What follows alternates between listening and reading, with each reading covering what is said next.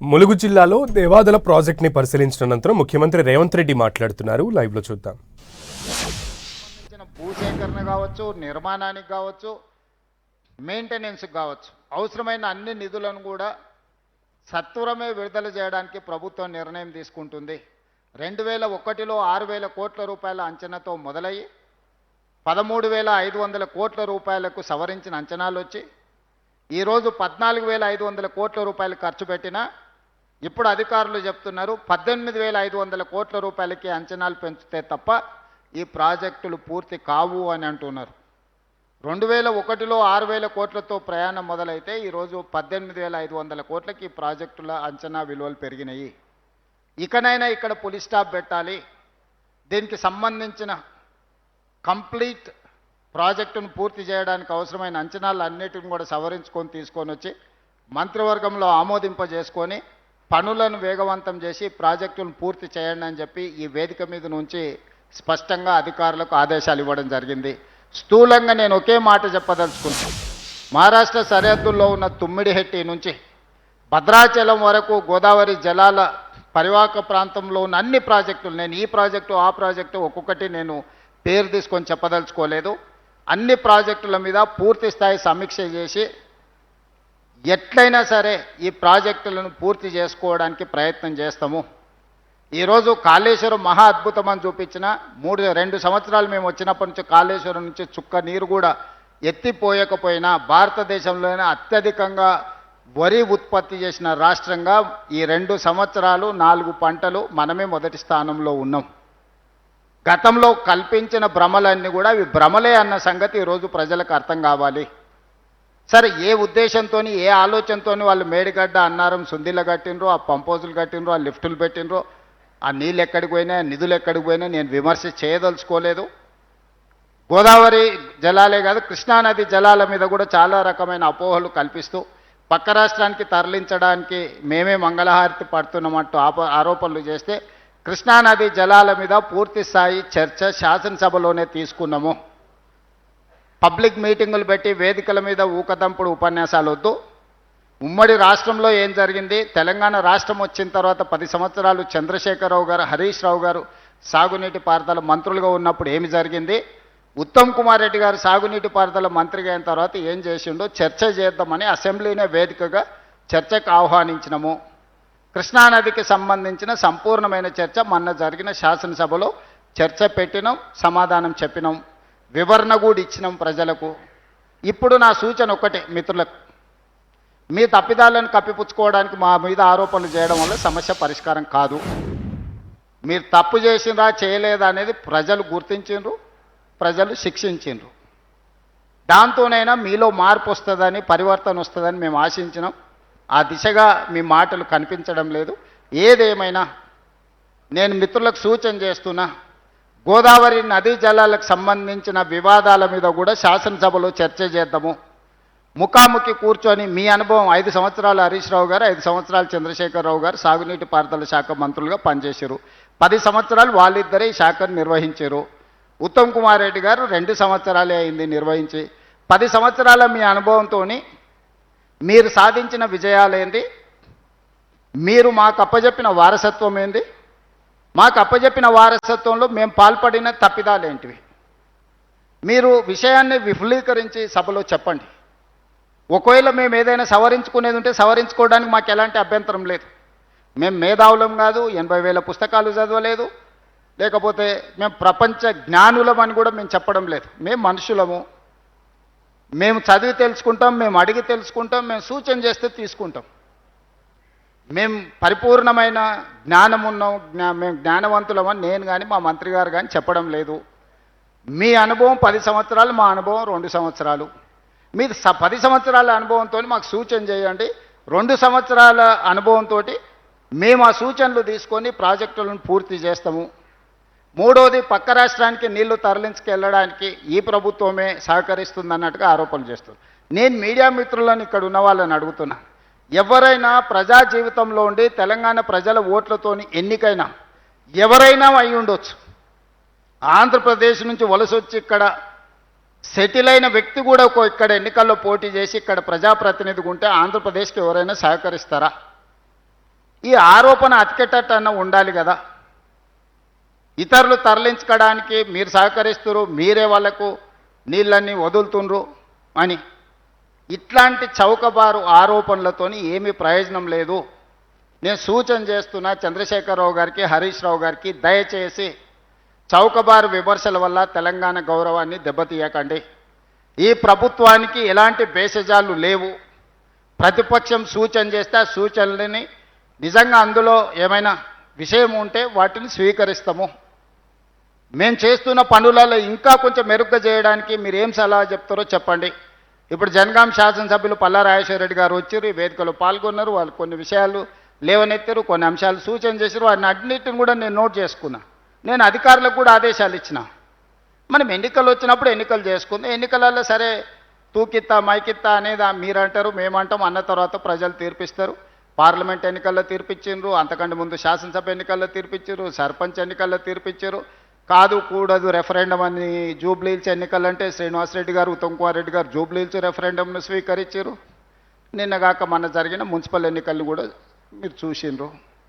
దీన్ని బట్టైనా మీ ఆలోచనలో మార్పు రావాలని నేను కోరుకుంటున్నా. ప్రతిసారి ప్రజలదే తప్పు, మాకు ఓటు వేయకపోవడం అనే ఒక భావనలో భ్రమలో ఉండడం అది మీకే నష్టం కలిగిస్తుంది. ప్రజలు పదే పదే ఇస్తున్న తీర్పును అర్థం చేసుకొని ప్రజలకు మనకు ఎక్కడ సంబంధాలు తెగిపోయినాయి, ప్రజలకు మనకు ఎక్కడ అవగాహనలో అంతరాయం ఏర్పడ్డదో అంచనా చేసుకుంటే ఒక మంచి ప్రతిపక్షంగా మీరు పనిచేయడానికి అవకాశం ఉంటుంది. కాబట్టి గోదావరి జలాలకు సంబంధించి సంపూర్ణమైన చర్చ రేపు బడ్జెట్ సమావేశాలలో ఒక రోజంతా చర్చ చేసుకుందాం. గోదావరి నదీ జలాల వినియోగం, గోదావరి నదీ జలాల వివాదాలని సభలోనే మనం చర్చ చేసుకుందామని చెప్పి ప్రతిపక్షానికి నేను సూచన చేస్తున్నా. ఇక మూడవది, నేను సంపూర్ణంగా విశ్వసించేది ఏ సమస్యకైనా, ఎంత జటిలమైన సమస్యకైనా చర్చలే పరిష్కారాన్ని చూపిస్తాయి. చర్చలు జరగకుండా ఏ సమస్యకు శాశ్వత పరిష్కారం దొరకదు. అప్పుడప్పుడు జర్నలిస్టులకు, ప్రజాప్రతినిధులకు వివాదం ఏర్పడుతుంది. మీ నుంచి ఒక కమిటీ, మా నుంచి ఒక మంత్రిని ఎవరినో పెట్టి చర్చలు చేస్తాం. మన మీ కార్డుది ఏదో ఇష్యూ వచ్చింది, మీరు ఏదో లేవనెత్తిండ్రు. మీ అంశాలను ఇమ్మీడియట్గా కన్సర్న్ మినిస్టర్ గారికి చెప్పి అన్ని సంఘాలను పిలిపించి కూర్చోబెట్టండి, మాట్లాడండి. ఆ సమస్యలను ఎట్లా పరిష్కరించుకుందాం అంటే శ్రీనివాస్ రెడ్డి గారు ఒక సగం రోజు మొత్తం మీ సంఘాలందరినీ, మేము ఇష్టపడే సంఘాలు ఉండొచ్చు, మేమంటే ఇష్టం లేని సంఘాలు కూడా ఉండొచ్చు, కానీ సంఘ ప్రతినిధులను పిలిచి కూర్చోబెట్టి మాట్లాడి ఆ సమస్యకు ఒక పరిష్కారం చూపించినాం. ఇప్పుడు కూడా పక్క రాష్ట్రంతో కానీ, అధికారులతో కానీ, ప్రజాప్రతినిధులతో కానీ రెండు రాష్ట్రాలు చర్చించుకోవడం కానీ, రెండు రాష్ట్రాలు చర్చించుకున్న పరిష్కరించడానికి కాలేని ఏమనుంటే కేంద్ర ప్రభుత్వాన్ని కూడా చర్చల్లో భాగస్వాములను చేసి వాళ్ళ సమక్షంలో కూడా చర్చలు చేసి అక్కడ కూడా పరిష్కారం కాకపోతే అపిలేట్ అథారిటీస్ ఉన్నాయి. Godavari river management board, Krishna river management board and tribunals, అక్కడ కూడా కాకపోతే న్యాయస్థానాలు ఉన్నాయి. డైరెక్ట్గా మనము సినిమా క్లైమాక్స్లకు పోలేము. ఇన్ని సంవత్సరాలు పరిపాలన అందించిన మీకు ఈ అవగాహన ఉన్నదని నేను అనుకుంటున్నా. ఈరోజు మేము వచ్చిన తర్వాత ప్రాథమిక దశలో చర్చలు ఉన్నాయి. పక్క రాష్ట్రంతో ఎలాంటి భేషజాలు లేకుండా చర్చలు చేస్తాం, మా హక్కులు సాధించుకుంటాం. మీకు వివాదం కావాలన్నా, పరిష్కారం కావాలన్నా అంటే మేము పరిష్కారం కోరుకుంటాం. మీకు చర్చలు కావాలన్నా, పంచాయతీలు కావాలన్నా అంటే మేము చర్చలు కోరుకుంటాం. మేము శాశ్వతంగా మన యొక్క నీటి హక్కులను కాపాడి తెలంగాణలో ప్రతి ఎకరాకి సాగునీరు, తెలంగాణలో ప్రతి పౌరుడికి తాగునీరు అందించడమే మా లక్ష్యం. దానికి సంబంధించిన నిధులను వనగూర్చుకుంటాం, దానికి నిధులను ఎట్లా సమీకరించుకోవాలనో ప్రణాళికలు చేసుకుంటాం. ఒక ప్రణాళికబద్ధంగా మేము ముందుకు వెళ్ళదలుచుకున్నాము. దయచేసి ప్రతిపక్ష నాయకుడు చంద్రశేఖరరావు గారికి, శాసనసభ్యులు హరీష్ రావు గారికి, ఇతర కీలకమైన నేతలకు నా సూచన ఒక్కటే, సహేతుకమైన విమర్శలు చేయండి. చౌకబారు విమర్శలు రాజకీయాల కోసమో లేకపోతే ఏదైనా మీ కారణాల చేత మీరు అబద్ధాలు చెప్తే ప్రజలు నమ్ముతారు అని అనుకుంటే ప్రజలు వరుసగా తీర్పులు ఇచ్చుకుంటూ వచ్చిండ్రు. ఇక ప్రజల్ని తప్పు పట్టడం మానేయండి. ప్రజలు విఘ్నులు. మీకు ఇచ్చినప్పుడు మీకు ఇచ్చారు, 94 నుంచి 2004 వరకు టీడీపీకి ఇచ్చారు, 2004 నుంచి 2014 వరకు కాంగ్రెస్కి ఇచ్చారు, 2014 నుంచి దాదాపుగా 2024 వరకు బీఆర్ఎస్కి ఇచ్చారు, ఇక్కడ నుంచి 2034 వరకు మాకు ఇవ్వబోతున్నారు. నేను మొదటి నుంచి అదే చెప్తున్నా, ఇప్పుడు కూడా అదే చెప్తున్నా. మీరు ఏం చింత పెట్టుకోకండి, ఆరోగ్యం కాపాడుకోండి, ఆరోగ్యవంతంగా ఉండండి. మంచి ఆలోచనలు వస్తే ఆటోమేటిక్గా ఆరోగ్యం మంచిగా ఉంటుంది. అప్పుడప్పుడు కడుపులంతా బాధ పెట్టుకొని ఇదేదో మా వారసత్వ ఆస్తి, ఈ ఆస్తిని ఎవరో కొల్లగొట్టేసిరు అన్నట్టుగా కడుపులంతా బాధ పెట్టుకుంటే దాంతోనే ఆరోగ్యం దెబ్బతింటుంది. మీకు కూడా అందరికీ తెలుసు కదా, బాధ ఎక్కువైనా దుఃఖం ఎక్కువైనా రాత్రి నిద్ర సరిగ్గా లేకపోయినా చివరికి ఆరోగ్యం దెబ్బతింటుంది. కాబట్టి ఆ పరిస్థితులు వద్దు. 10 సంవత్సరాల ఆరోగ్యాన్ని కాపాడుకోండి. పొద్దున్నే లేచి వాకింగ్ చేసుకోండి, సాయంత్రం వ్యాయామం చేయండి, యోగా చేయండి, మంచి ఆలోచనలు చేయండి, మంచి పుస్తకాలు చదవండి. 80,000 ఏం చదివారు, ఇప్పుడు మంచి పుస్తకాలు తెలంగాణ సమాజానికి ఉపయోగపడే పుస్తకాలు కూడా చదవండి. తక్కువకి ఎక్కువకు చిన్నజీర స్వామి గారి సూక్తులు వినండి, లోక కళ్యాణం కోసం మంచి ప్రవచనాలు వినండి. అంతే తప్ప ప్రజల మీద విషయం గక్కి మమ్మల్ని ఏదో శాపిస్తే ఏమి జరగవు. పిల్లి శాపనార్థాలకు ఉట్టి తెగిపడదు. మీ శాపనార్థాలు ఎన్ని పెట్టినా నాకు సంతోషం. వాళ్ళు చాలా బాధతోని మమ్మల్ని అంటున్నప్పుడు నాకు ఒక సాడిస్టిక్ ప్లెజర్ అంటారు కదా, అబ్బా బాగుంది కదా అనిపిస్తుంది. ఎందుకంటే వాళ్ళ బాధ చూసినప్పుడు.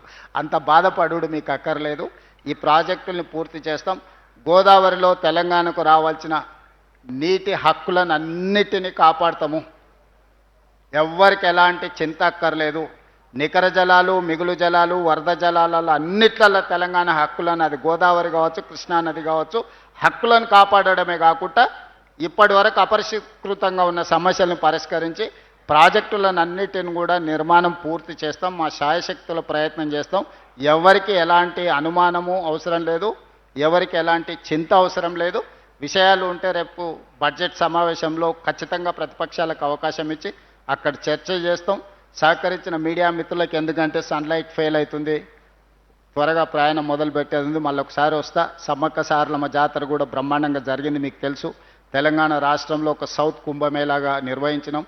చిన్న చిన్న అక్కడక్కడ ఏమైనా నిర్వహణలో ఉన్నా మీరు అందరు సహకరించి ఒక గొప్ప మేళాను మీరు అందరూ చేసిండ్రు. ఇంకా దాన్ని అభివృద్ధి చేస్తాం. శాశ్వతంగా అక్కడ వసతులను కూడా ఏర్పాటు చేస్తాం. నిరంతరం అక్కడికి భక్తులు వచ్చి దర్శించుకునే విధంగా అన్ని ఏర్పాట్లను చేస్తాం. మళ్ళొకసారి నాకు సమ్మక్క సారలమ్మ వచ్చేది ఉన్నది. ఆ రోజు వివరంగా మీ అందరు పాత్రికేయ మిత్రులతో కూర్చొని భోజనం చేసి అన్ని వివరాలు మీతో మాట్లాడి వెళ్తా. తొందరలోనే ఇన్ఛార్జ్ మంత్రి గారికి, శ్రీనివాస్ రెడ్డి గారికి సూచన చేస్తున్నా, బడ్జెట్ సమావేశాలు అయిపోతేనే ఒక్కసారి అక్కడ ఏర్పాటు చేయండి. మొన్నటిసారి క్యాబినెట్ పెట్టుకున్నాం, ఈసారి మీడియా మిత్రులతో ఒక సమావేశం ఏర్పాటు చేసుకొని ఏమేమి వాళ్ళ సూచనలు కూడా ఉన్నాయో తీసుకొని ముందుకు వెళ్దామని తెలియజేస్తూ మీ అందరి దగ్గర సెలవు తీసుకుంటున్నా.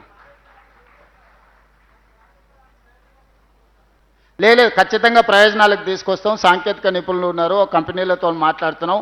ఇప్పుడు భూమి మీద కనిపించేది మాత్రమే కుంగింది. భూమి లోపల ఉన్న సమస్యను తీసుకురావాలంటే దాని మీద విశ్లేషణ జరగాలి. ఆ ఏజెన్సీలను కూడా అపాయింట్ చేసిన కొన్ని వేల కోట్ల రూపాయలు పెట్టి కట్టిన ప్రాజెక్టులు ఏది నిరుపయోగం చెయ్యము. దాన్ని ఉపయోగించే క్రమంలో భవిష్యత్తులో ప్రమాదాలు రాకుండా, భవిష్యత్తులో ఇంకా ఎక్కువ నష్టం జరగకుండానే మా ప్రయత్నము. అది ఎవరి సొంత ఆస్తి కాదు, ప్రజల సొమ్ము. ప్రజల సొమ్ముతో కట్టిన మేడిగడ్డ, అన్నారము, సుందెళ్ళ ప్రాజెక్టులను గాలికి వదిలేయము. ఖచ్చితంగా వాటిని సమీక్ష చేసి భవిష్యత్తులో మళ్ళీ ప్రమాదం జరగకుండా వాటిని రిపేర్స్ చేసి ఆ రిపేర్స్ ద్వారా ప్రాజెక్టులను ముందుకు తీసుకెళ్తాము. ఎవ్వరు ఎలాంటి ఆరోపణలు చేసినా మాకు ఏమీ బాధ లేదు, ప్రజలు గమనిస్తున్నారు. మా చిత్తశుద్ధిని వాళ్ళు ఎంత అనుమానించినా ప్రజలకు విశ్వాసం ఉన్నది కాబట్టి ప్రజలు టైం అండ్ అగైన్ తీర్పు ఇచ్చిండ్రు. ఖచ్చితంగా ప్రాజెక్టులు అన్నిటిని కూడా ప్రజలకు ఉపయోగించుకొని తీరుతామని మీకు అందరికి తెలియజేస్తున్నాను. Thank you.